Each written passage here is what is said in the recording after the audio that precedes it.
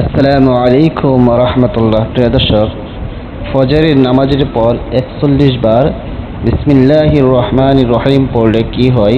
হ্যাঁ প্রিয় দর্শক, অত্যন্ত দামি এবং গুরুত্বপূর্ণ একটি আমল, যে আমলটি করলে আপনি অনেক উপকৃত হবেন। আপনার পরিবার পরিজন বা আপনার বন্ধু বান্ধব যে এই বিপদের মধ্যে পড়বে, একটা বড় বিপদের কথা বলবো, এই সমস্যার মধ্যে পড়বে, যদি এই আমলটি করতে পারেন সঠিকভাবে, ইনশাআল্লাহ অতি শীঘ্রই অল্প সময়ের মধ্যে আপনি ফলাফল পেয়ে যাবেন। এই জন্য ভিডিওটা ধৈর্য সহকারে দেখুন। আমি সম্পূর্ণ আলোচনা এই ভিডিওর মধ্যে করব।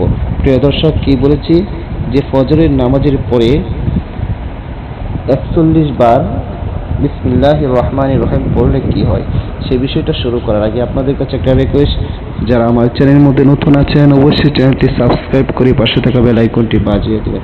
প্রিয় দর্শক, তাহলে আসুন আর কথা না বেরিয়ে আমার মেইন আলোচনার মধ্যে চলে যায়।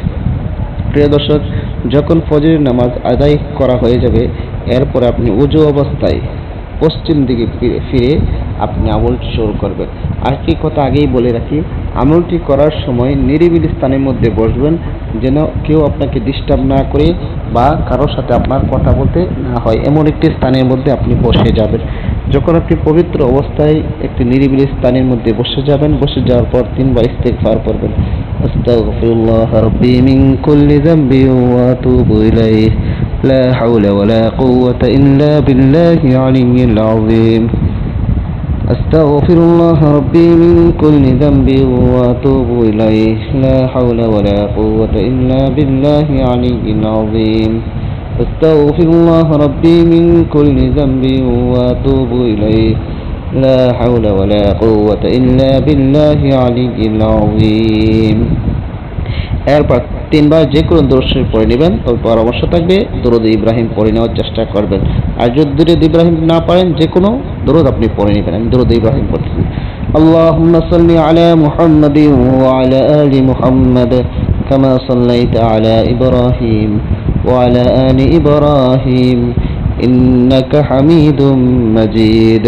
আল্লাহুম্মা বারিক আলা মুহাম্মাদিন ওয়া আলা আলি মুহাম্মাদ كما باركت على إبراهيم وعلى آل إبراهيم إنك حميد مجيد।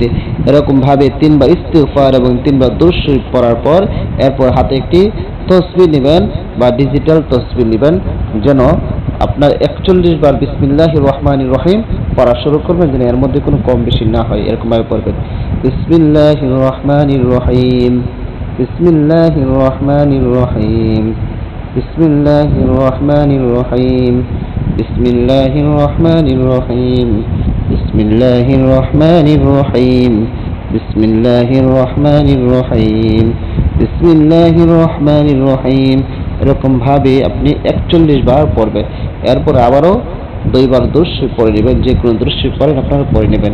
সাল্লাল্লাহু আলাইহি ওয়াসাল্লাম, সাল্লাল্লাহু আলাইহি ওয়াসাল্লাম।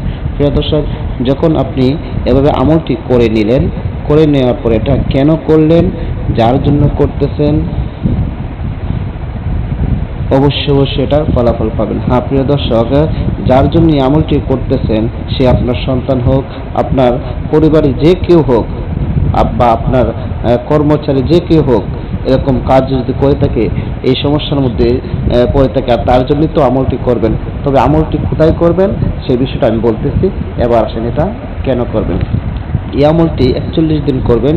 যদি আপনার সন্তান কোনো সময় হারিয়ে যায়, মাদ্রাসা থেকে হারিয়ে যেতে পারে, আপনার সাথে কোনো মেলায় গিয়েছে বা বাজারে গিয়েছে এরপর হারিয়ে যেতে পারে, মার্কেটে গিয়েছে, শপিংয়ে গিয়েছে হারিয়ে যেতে পারে, অথবা যে কোনো স্থানের মধ্যে যদি আপনার সন্তান, আপনার পরিবারের কেউ হারিয়ে যায়, তখন এই আমলটি 41 দিন করবেন।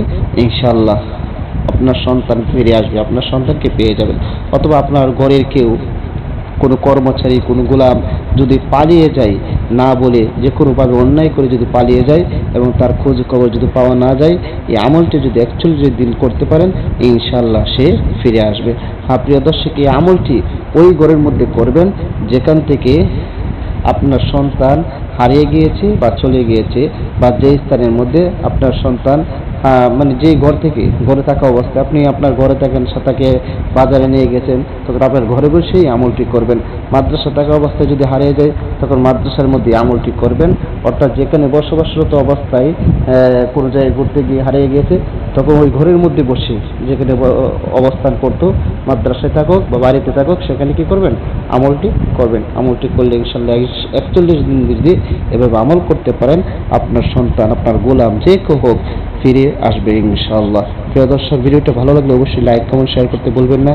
আর ভিডিওটা বেশি বেশি করে শেয়ার করে দেবেন, যেন আপনার কলিজার টুকরা যদি হারিয়ে যায় তাকে যেন সহজে ফিরে পেতে পারেন। অন্যদের কলিজার টুকরা, আদরের সন্তান যদি হারিয়ে যায় তাদেরকে যেন সহজে ফিরে পাইতে পারে। এই জন্য ভিডিওটা বেশি করে শেয়ার করে দেবেন, যেন তারাও আমল করতে পারে। সবাইকে অসংখ্য ধন্যবাদ ভিডিওটি দেখার জন্য। আসসালামু আলাইকুম ওয়া রাহমাতুল্লাহ।